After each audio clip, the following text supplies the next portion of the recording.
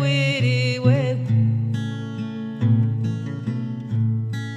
nsanze umubyeyi wampaye byinshi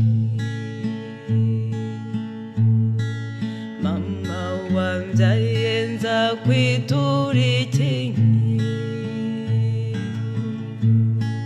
ko wanyikundiye nkiri muto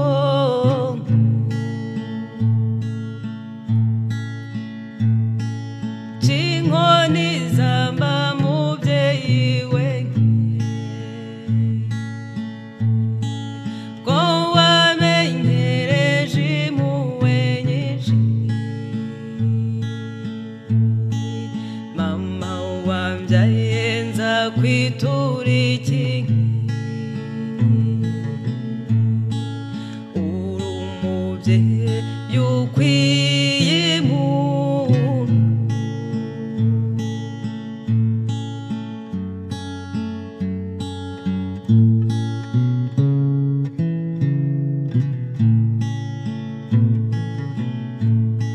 nsanze umubyeyi anyihoreze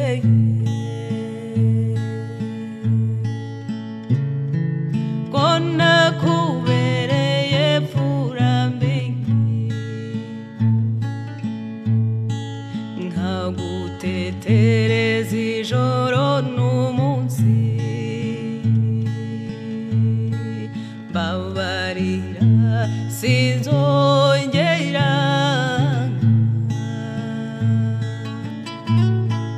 mfite agahinda intimbirishe ubura amaso ndore nkurore ninza gusanga unyihoreze mama wambyaye nza kwitura